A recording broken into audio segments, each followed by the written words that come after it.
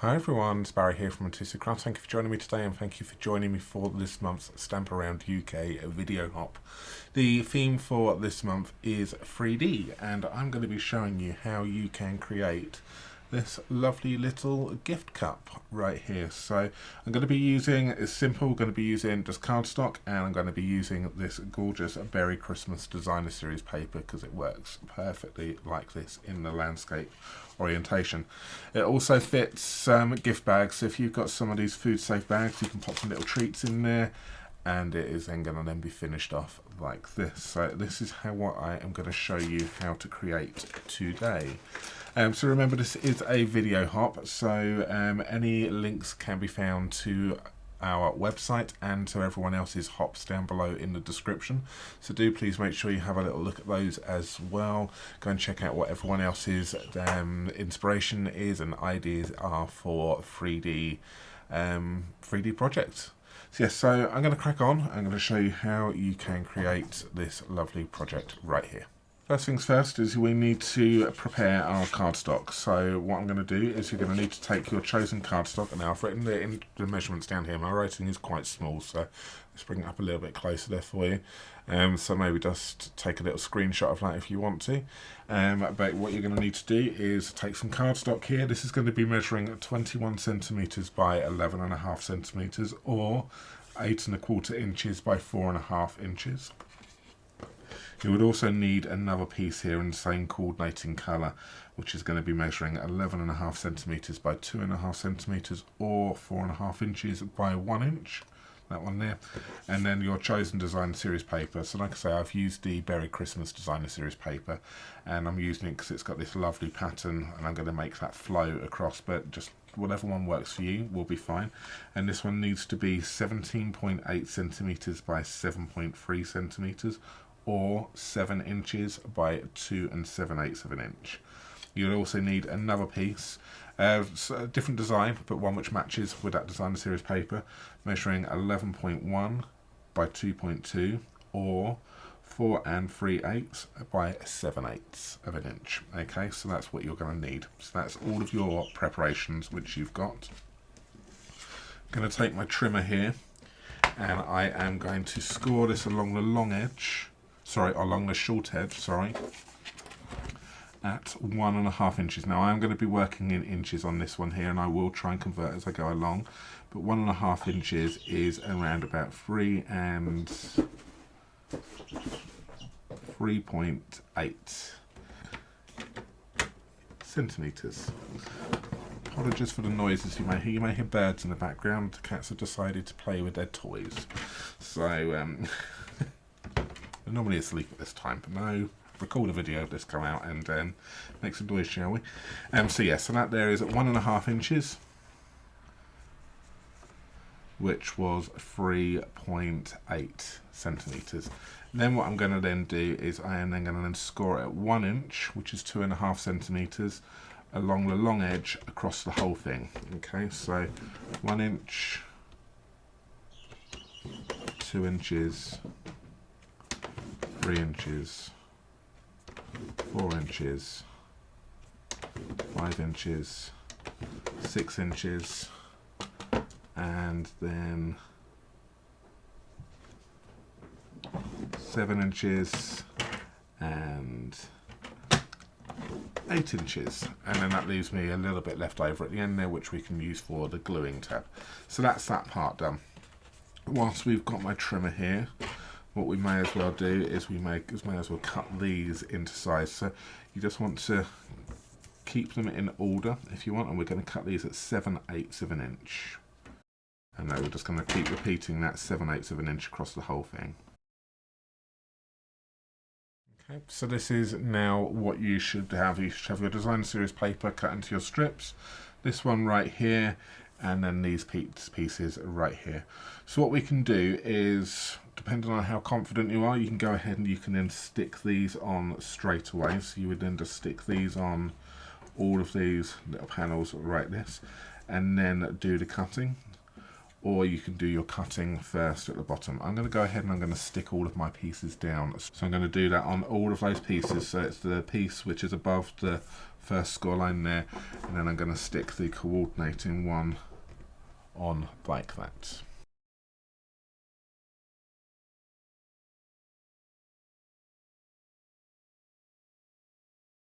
And that's what you will then end up with. So you've got all of your pattern paper all in there. You've got your what's going to be your handle, and your DSP is all stuck to that. What you want to do now is grab yourself your snips, and we are now going to then, well, actually first of all, I'm going to fold and burnish all of this. So do that on every single score line. Then what we can do is we can then cut into these. So we're just going to literally just cut up from the bottom up to the score line. And we're going to do that all the way across. And then on the final one, we're going to then take that one away and then notch in. And one thing I didn't do there is I didn't fold and burnish that last little bit there. Okay, so cut all the way across like this to create tabs, and then when you get to the final part, take a little notch out and then just notch it in. And that's what you've now got. So you've now got all of these little tabs right here. What we're going to do is we are going to just fold this over and then pop some glue on that tab to stick that down. Okay, so now you've got this part done and it is all stuck and it is all secure.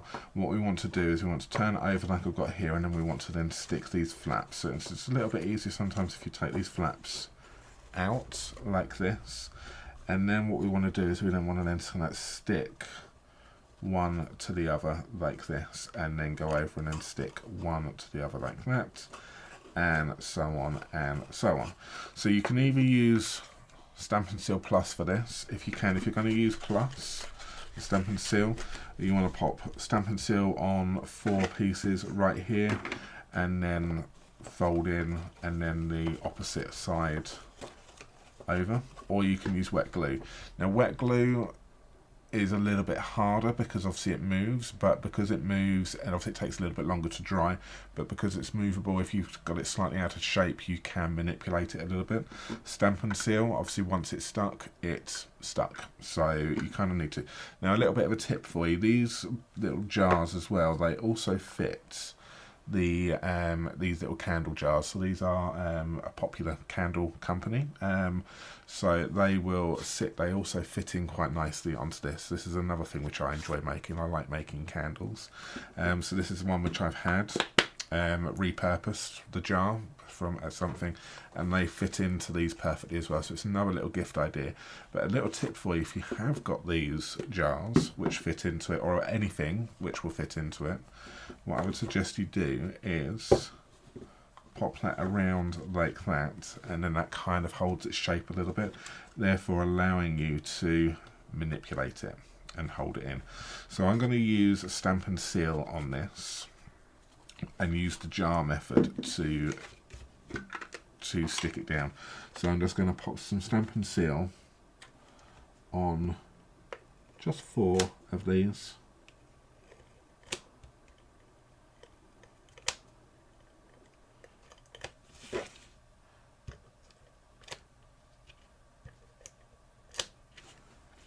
Like that. So I've got some Stampin' Seal, pop that around my jar, and then we can then go down, just fold the others back for a moment and just work on one at a time, go down and then stick in place. Okay, and then take your next one, like that, and then your next one, and then just check in and line it up correctly as you go, and then the final one like that. Then once you've got that all sorted, you can then slide your bit out, pop it in, and then just put some pressure on at the bottom just to make sure everything there has stuck. And that's the easiest way I've found. So if you've got something which is the perfect size for that, then it just really makes this whole sticking process a lot easier. I did all of these without this process and it has worked perfectly fine as well. It just takes a little bit more, just makes it just a little bit harder just to stick it down, especially if you're using wet glue, because it takes time to dry. And this one, if you slightly misplaced it and it's slightly off, then it can throw the shape out ever so slightly, but not by much, it's fine. But that was the easiest way I found with doing this. So that there is our cup. So we've got ourselves like a little cup already, which you can use, but we're going to pop a handle on this now. So what we're going to do is going to pop a bit of Stampin' Seal on the bottom, on the back side of this one, and I'm going to find where I want to pop it. So ideally somewhere on the join if I can find it, so around there, so that's going to be the back, and then we can pop that on the bottom down there like that, and just stick that down.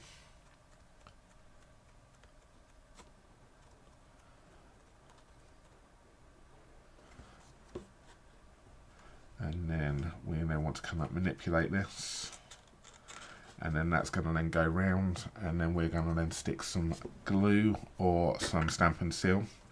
Now I personally should have done that part beforehand. Let's just bring it down like that. I personally would go with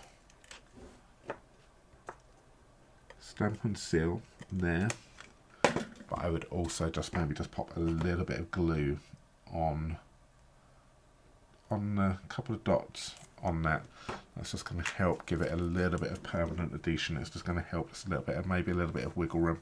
So, and that's gone on. So the first one was on the back side of this, on that one, and then the next part is actually on a DSP, because we're going to fold that in, and then that's going to go in like that. We're going to find out where we want it to be, going to eyeball that, and then stick that down.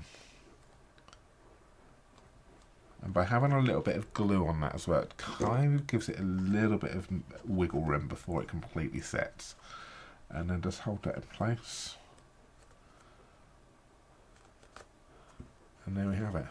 We have got our cup with our little handle, and suitable for some. So these have got some little Christmas chocolates in it. Some little chocolate balls. I've tied it up with some of the lovely, what ribbon did I use? It is the, let's make sure I get the correct name for you, Night of Navy and Gold ribbon right here. So the glittered ribbon, so really, really nice. Quite easy to tie as well. Obviously you do lose some of the little bits on there, but once it's tied up, it's fine. But there we have it. That there is my little 3D project for you. You can also, if you want to, I've done another one right here, and you can turn it into a little cup, so like a two-handled kind of like little goblin type of thing, and that works just as well. That fits in there quite nicely like that. You can pop like a sentiment on the front here. You can even do like a little saucer if you wanted to as well, so using the using something circular, we've got the deckled circled dies, which would also work quite nicely on that. I was also thinking potentially you could kind of do like a little box underneath and kind of like turn it into like a little bit of a trophy. That would also work quite nicely as well. But that there is another idea for you if you want. But that there is the initial one. I think it works lovely with this designer series paper, as it just goes all the way around. Really, really easy and simple to do. A different way of presenting. So if you wanted to do some table decorations or give somebody just a little gift, this is a really nice way of presenting it. So there we have it. Hope you have enjoyed today's today's 3D project for the Stamp Around UK video hub. Remember, everyone else's links can be found down below in the description, as well as links to our online shop, our website, and anything else which we think you may find interesting. Classes, colouring classes can all be found down there as well. But do make sure you go and have a little look at everyone else's inspiration from the hop, because I'm sure you're going to get some interesting and amazing ideas. But anyway, thank you so much for joining me, and we will see you again next month for another Stamp Around UK video hop. Thank you again. See you soon. Bye bye.